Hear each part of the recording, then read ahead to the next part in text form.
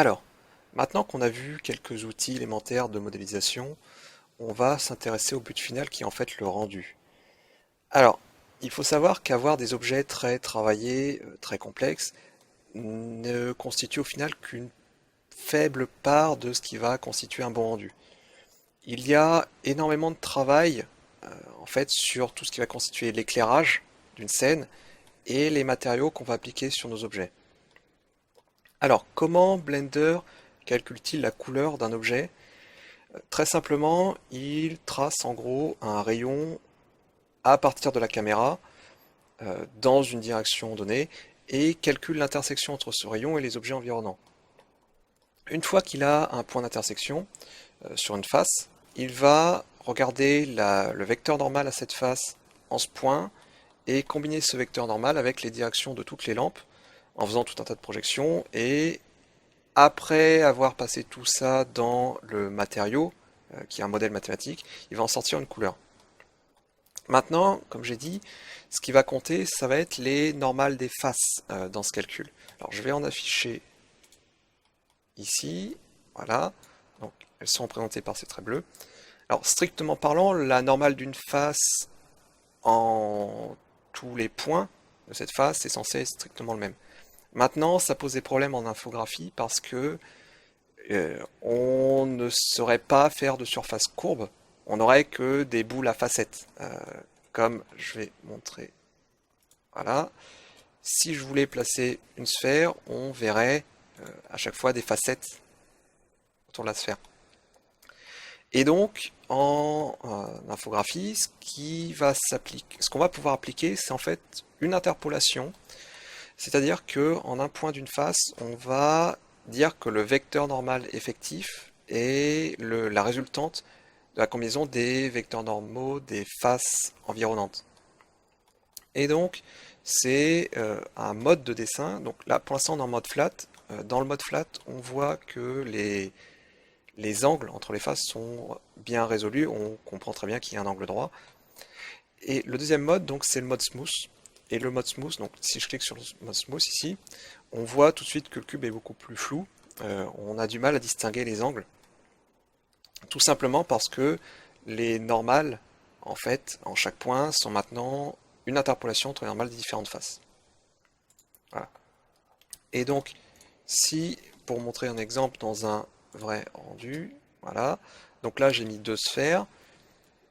Si je fais simplement un rendu standard, on voit les facettes apparaître, ce qui est assez peu pratique. Et donc maintenant, si j'active le mode smooth sur la sphère de droite, on voit tout de suite quelque chose qui, en approximant bien, s'approche beaucoup plus d'une sphère. Bien sûr, là, j'ai pas assez de face pour que ça ressemble vraiment à une sphère et on voit les polygones. Mais la partie smooth, c'est, on va dire, quasiment obligatoire. Maintenant, il y a un truc qui peut poser problème, enfin, qu'il faut savoir, c'est que, donc, comme j'ai dit, ce qui va compter, c'est les normales des faces dans le calcul. Maintenant, là, on voit que les normales sont orientées vers l'extérieur. Il est possible, des fois, que les normales se retrouvent orientées vers l'intérieur quand on change de modèle. Alors, j'ai enlevé les boules, voilà. Par exemple, si je duplique ceci, voilà, et que... Non, si je fais un effet miroir, voilà. Si je fais un effet miroir dessus, donc en fait un effet miroir c'est juste une multiplication par -1, on voit que les normales des faces se sont retrouvées à l'intérieur. Alors ça peut poser des problèmes quand on essaie de combiner des modèles euh, avec les normales extérieures et les normales à l'intérieur. Et là on voit rien que dans la vue 3D, en fait il y a une différence de teinte entre les deux cubes parce que euh, la couleur dans la vue 3D n'est pas calculée de la même manière. Et donc pour euh, remédier à ce problème, il y a une combinaison très pratique qui est CTRL-N.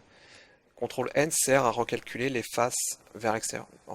Normalement, il se trouve aussi dans les outils, quelque part là-dedans. Donc voilà, donc je vais enlever ce cube-là. Voilà. Et même celui-là. Maintenant, un autre problème qui peut survenir est que l'intersection n'est pas bien déterminée. C'est ce qui peut arriver ici, on le voit. Donc en fait, là, ce que j'ai un cube et un cylindre au même endroit. Donc on voit le cylindre en fait à travers le cube, mais on voit que ça clignote et que le cylindre n'est pas très bien défini. Donc ça vient du fait que les deux faces donc cette face du cube et le sommet du cylindre sont en fait au même endroit.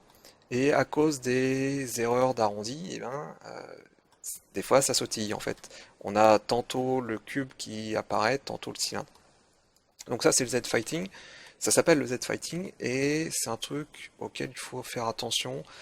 Euh, bon, c'est pas critique, mais ça peut survenir là où on s'y attend pas. Surtout quand on duplique des objets. Si je duplique un objet que je laisse au même endroit, il va y avoir double dose de ce problème. Voilà. Je vais retirer ça. Le panneau. Je vais même retirer le cylindre complètement. Alors, ça, on va dire, c'est les principes de base sur comment les normales des faces influent sur le calcul. Maintenant, donc comme je disais, quand on veut faire des arrondis, on va avoir besoin de trucs qui sont smooth. Maintenant, si on a des objets qui contiennent à la fois des angles et des arrondis, on va devoir s'adapter au problème. Donc là, mon cube, il n'y a que des angles. Donc si je le passe en smooth, on va avoir donc un truc un peu flou. Maintenant, il y a un modifier qui est très pratique, c'est le Edge Split qu'on a ici. Ce que fait le Edge Split, c'est en gros pour toutes les faces dont l'angle est supérieur à l'angle qui est donné ici, euh, le Blender sépare les faces. C'est-à-dire que là, les 6 faces sont en fait déconnectées après le passage dans le modifiant. Maintenant, donc, ça permet de conserver des angles tout en étant en mode smooth. Donc là, en fait, je suis vraiment en mode smooth. Techniquement, on est censé avoir une interpolation, mais comme les faces sont déconnectées, cette interpolation est impossible parce que les faces ne savent pas quelles sont leurs voisines. Maintenant, si je euh, modifie un peu mon cube de sorte à être en dessous de cet angle, donc, comme ceci, voilà. Donc là, on a vu apparaître un clignotement, ici, voilà. Donc, suivant que je suis au-dessus, en dessous de cet angle, on voit l'interpolation qui se met en place. Donc là, je suis au-dessus de l'angle, donc en fait, les faces sont déconnectées. Et en dessous de l'angle critique, si on peut dire, les faces sont connectées. On voit bien qu'on a une interpolation, même si techniquement, on a un angle qui est à peu près de 30 degrés.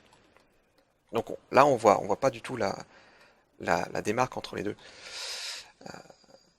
Donc si je le remets là, on voit qu'on a récupéré le splitting. Donc ça va être très pratique pour toutes les particules qui, par exemple, contiennent des trous, enfin les substrats qui contiennent des trous, tout ce qui va ressembler à des cristaux photoniques. On va vouloir garder un angle entre le substrat et les parois. Par contre, les parois elles-mêmes, on va vouloir qu'elles soient arrondies pour éviter d'avoir des facettes qui apparaissent dans nos modèles. Alors, donc ça, voilà, c'est quelques principes élémentaires. Maintenant, euh, au niveau de l'image elle-même, donc admettons j'ai un rendu ici, donc on a l'image qui est définie par la résolution. Donc la résolution de l'image se règle dans le panneau des boutons, dans euh, l'onglet scène. Donc la résolution est définie ici. Donc on a la résolution X et la résolution Y. Donc par défaut, la résolution c'est résolution écran. Donc c'est 16 neuvième.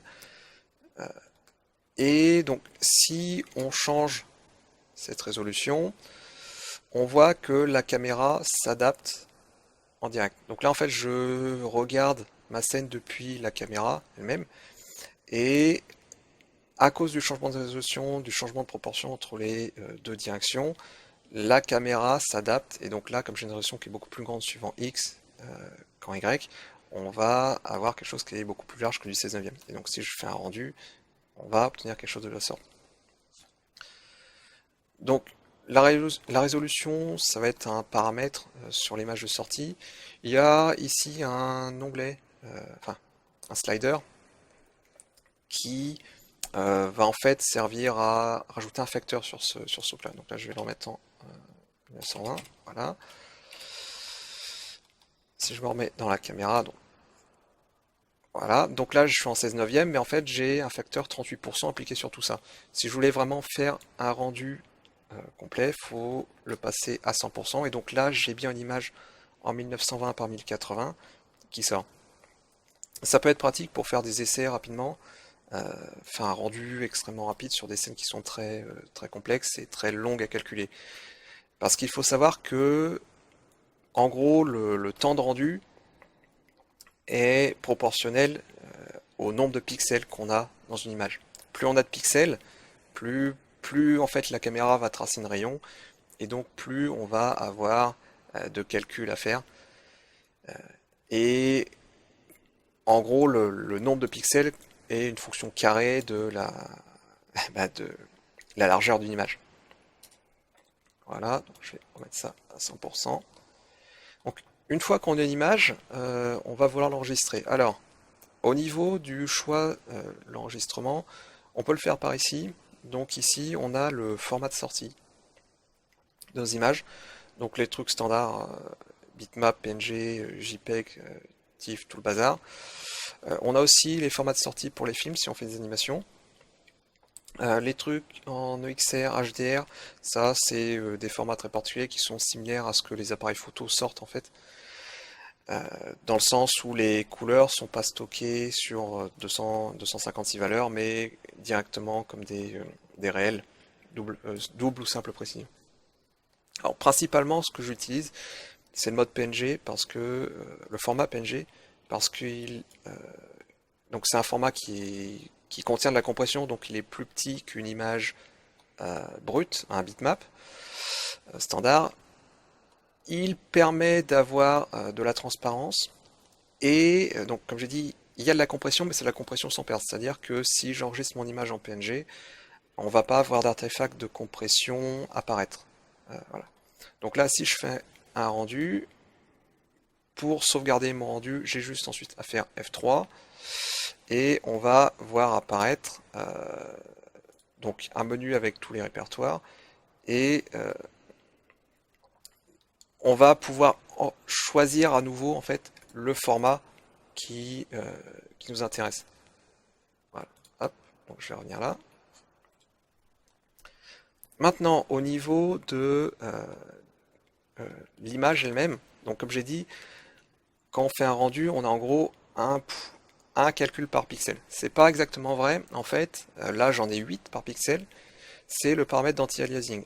Le paramètre d'anti-aliasing, en gros, va permettre de smoother un peu les bordures. Comme si on voit qu'on n'a pas quelque chose de très marqué entre d'un passage à l'autre de la bordure. Si j'enlève l'anti-aliasing et que je refais un rendu, on voit là, on voit tout de suite apparaître les créneaux. En fait, l'anti-aliasing, ce que ça fait, c'est que dans chaque pixel, on va envoyer plusieurs rayons avec des directions un peu différentes les unes des autres, et ensuite, le pixel calculé finalement va être l'agrégat de tous ces rayons. Donc là, par défaut, l'anti-aliasing est réglé sur 8. On peut le mettre à 5, 11, 16 avec différentes manières de placer ces rayons dans chaque pixel. Voilà. Donc ça, c'est les choses par défaut pour avoir une image de sortie. Donc, maintenant, donc ça c'est, on va dire, c'est les trucs élémentaires. C'est pas suffisant. Si on veut faire un rendu de quoi que ce soit, va falloir appliquer des matériaux à nos objets. Donc là, pour l'instant, donc j'ai juste un cube, ça va pas être très sympathique à regarder. Je vais rajouter un plan, comme ça, et je vais rajouter un singe, qui est la mascotte, enfin une mascotte de Blender. Hop. Voilà. Je vais le placer comme ça. Voilà, et je vais lui mettre un petit coup de subdivision. pour avoir un truc un peu plus propre, et du smoothing. Voilà. Donc là, si je fais un rendu, on voit apparaître notre singe, mais sans matériaux, c'est pas spécialement intéressant. Donc les matériaux, ça se passe dans cet onglet-là, euh, l'espèce de boule ici. Donc quand on clique là-dessus, un nouvel objet n'a pas de matériaux par définition. Donc là en fait, ici on a une liste des matériaux qui sont appliqués sur un objet. Il faut savoir qu'un objet peut avoir plus d'un matériau. On peut en avoir autant qu'on veut. Euh, Principalement, on va en utiliser un par objet. Ici, on a un bouton qui va lister tous les matériaux qui existent dans la scène. C'est-à-dire qu'on peut, pour plusieurs objets, appliquer les mêmes matériaux. Alors là, je vais créer un nouveau matériau. Voilà. Donc j'ai créé un matériau pour mon singe. Par contre, je vais rajouter une lampe pour y voir plus clair. Voilà. Voilà. Et je vais passer en fait en mode rendu instantané pour voir l'impact que j'ai sur l'impact des modifications du matériau qu'il y aura sur la scène. Alors, d'abord, donc ça c'est les matériaux de base qui sont liés en fait au moteur de rendu de Blender par défaut. On a deux moteurs de rendu, le moteur par défaut, le Blender Render, ou Cycle, qu'on détaillera peut-être plus tard, mais qui est beaucoup plus compliqué à maîtriser. Alors, les matériaux tels qu'ils sont définis pour le moteur de rendu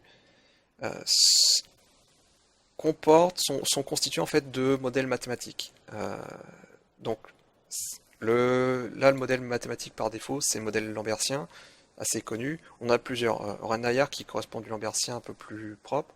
Fresnel qui n'est pas en fait les coefficients de Fresnel, mais qui permet d'avoir des effets dépendant des angles entre les faces, tout un truc, tout n'est linéaire, qui sont des trucs encore différents.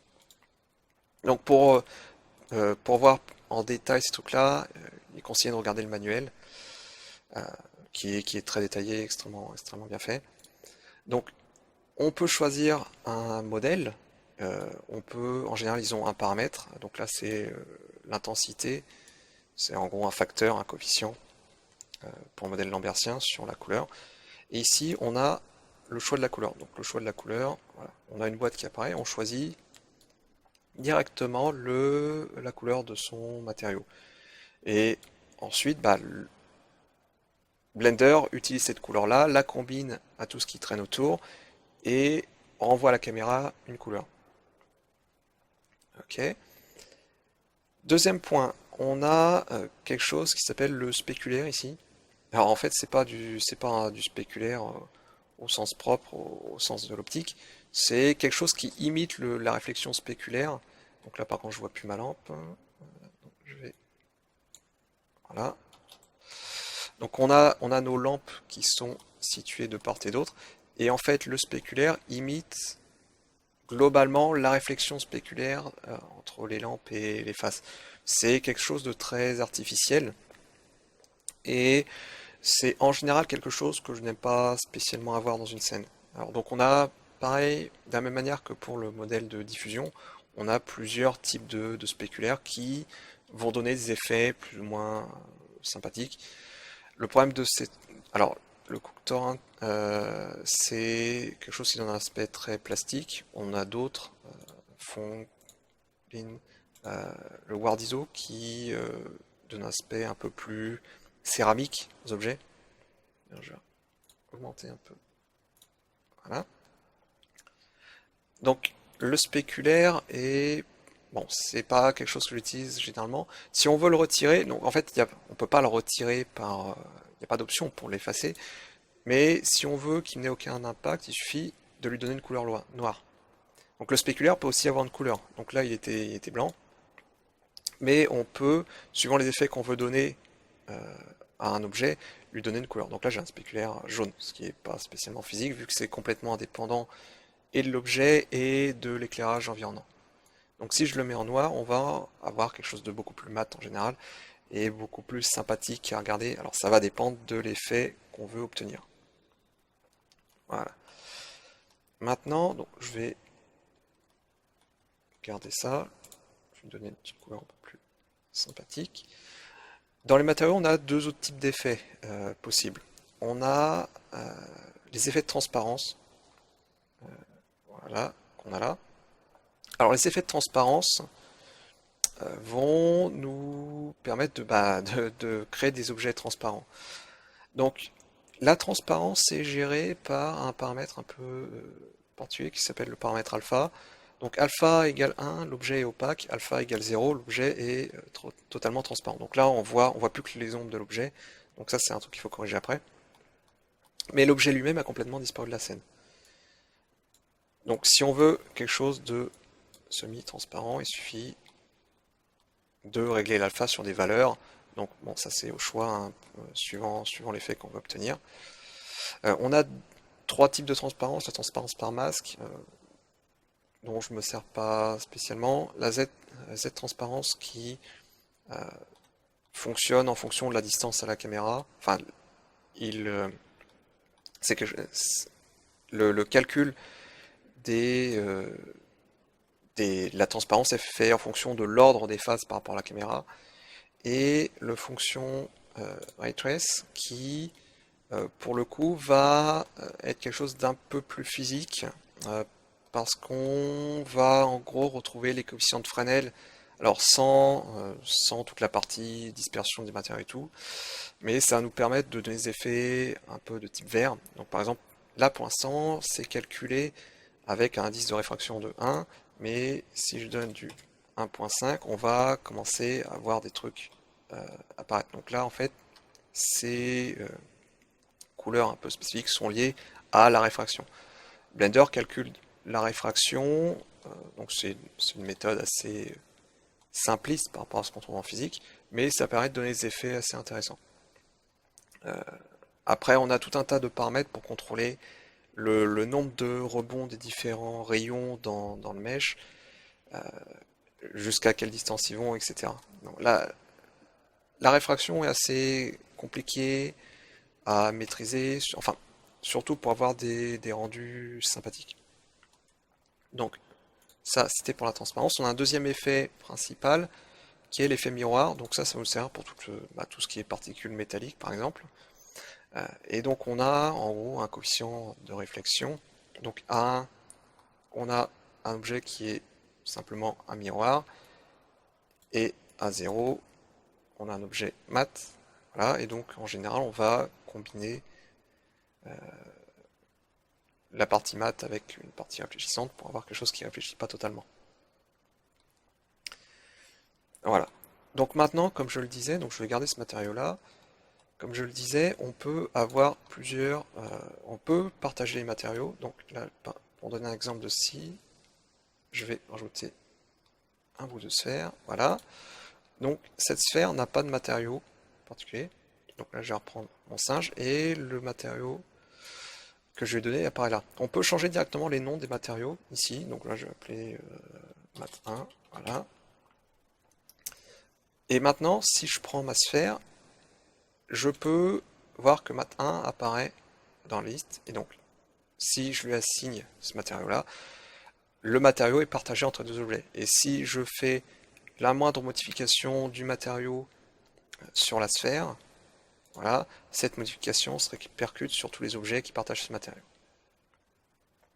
Voilà. Donc, bon, on va dire ça, c'est les principes un peu élémentaires, les principes de base sur les matériaux. Il y a beaucoup de trucs à voir qu'on verra peut-être plus tard, comme le subsurf scattering là, qui sert à faire des trucs un peu compliqués pour faire des trucs un peu plus caoutchouteux. On a toute la partie texture aussi à voir, mais c'est pas évident qu'on en ait besoin. Ça va dépendre, enfin, ça va dépendre vraiment des demandes que j'obtiens. Donc, bon, pour les matériaux, c'est bon. Maintenant, comme je disais, on a l'éclairage qui va jouer. Alors, au niveau de l'éclairage, donc l'éclairage se fait principalement à partir de lampes qu'on place comme un objet avec Shift A et on a un menu lampe. Donc on a plusieurs types de lampes, soit point source, soit donc ce qu'ils appellent sun, c'est en fait un éclairage monodirectionnel. Spot, c'est pour avoir voilà, le plus simple, c'est de le montrer, c'est pour avoir un spot, tout bêtement, avec un angle particulier. Voilà. On a aussi l'hémisphère qui sert à éclairer que euh, dans une direction donnée. Voilà. Et le mode, enfin la lampe ARA qui en fait donne une extension à nos lampes. Bon alors j'ai trop d'éclairage en même temps, donc on va pas voir. Et c'est un peu violent. Bon, ça donne une extension, ça permet d'avoir. Alors là on le voit pas très bien, ce qui m'embête un peu. Bon, on reviendra là-dessus un peu plus tard, mais en gros, ce type de lampe permet d'avoir des ombres un peu plus floues sur les bords, ça simule le fait qu'on a des sources étendues. Donc là, je ne vais pas m'étendre dessus tout de suite. Ce qui va nous servir beaucoup, donc, c'est les points sources ou le sun. Donc, voilà. Donc, on peut transformer une lampe en une autre simplement à partir du menu lampe qu'on a ici.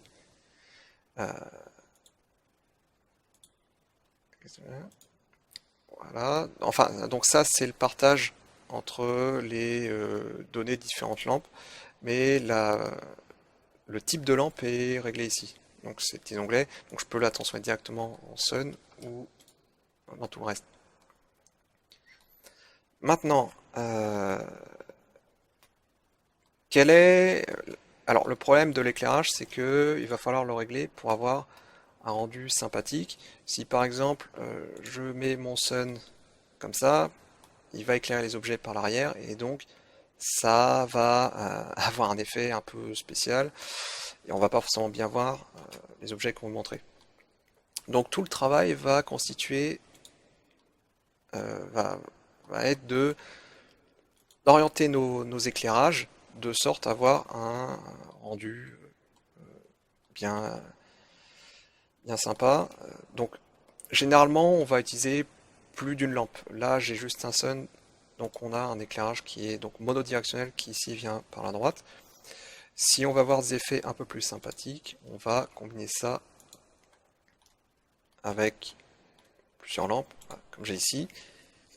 Euh, Avec, bon, il y a tout un tas de techniques qui viennent de la photo, on va dire de l'industrie de la photographie, les éclairages à 3 points, 2 points, etc. Euh, donc bon, c'est quelque chose qu'on verra dans les exemples au fur et à mesure en fonction de ce qui a l'air de rendre correctement. Maintenant, on a encore quelque chose d'un peu spécial. Alors c'est un type d'éclairage, c'est pas une lampe. Donc je vais retirer celle-là, par exemple. C'est quelque chose qui apparaît dans l'onglet World, ici, la petite planète. Je vais reprendre ma lampe et je vais remettre un tracé de rayon. Hop, voilà, pour avoir des ombres. Voilà, si je passe dans le menu World, on a un bouton qui est l'ambient occlusion. Ça permet de simuler en fait l'éclairage ambiant par, on va dire, un ciel nuageux ou même la lumière qui rebondit sur les murs d'une pièce. Et donc quand on active ça, on voit qu'on a gardé l'ombre liée à mon sun, mais on a euh, quand même de la lumière qui parvient en dessous du modèle. Alors on voit qu'on a des zones plus sombres, en fait c'est les zones où le modèle est plus proche des surfaces et donc de manière, on va dire approximativement, il intercepte plus de lumière ambiante. Donc on a donc l'ambient occlusion, on a plusieurs manières de faire, soit en add, soit en multiply. Ça va être suivant les besoins. On a aussi deux manières de calculer ce genre de truc, soit en tracé de rayon. Alors le tracé de rayon, ça donne cette espèce de grain à l'image. On voit bien les gros grains là, on les voit qui se mettent à jour. Parce que, en fait, c'est un calcul stochastique. C'est en un point, on trace plein de rayons qui partent dans des directions différentes, et on regarde ceux qui arrivent qui intersectent un objet ou pas. On a un autre mode de calcul, c'est le mode approximatif, voilà, qui nous donne un truc un peu plus doux. Après, c'est suivant les envies. Personnellement, je préfère le mode tracé de rayons parce que ça donne un.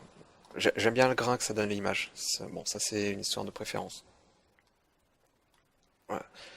Maintenant, un truc dont on n'a pas parlé et qu'on a souligné là, c'est la couleur du ciel.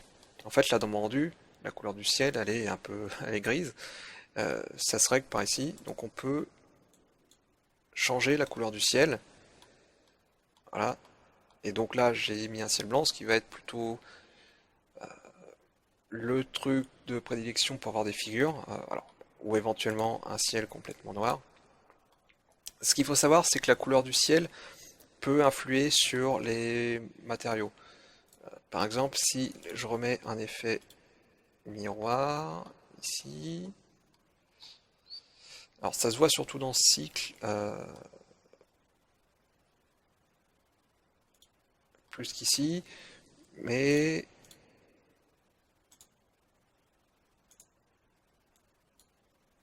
voilà.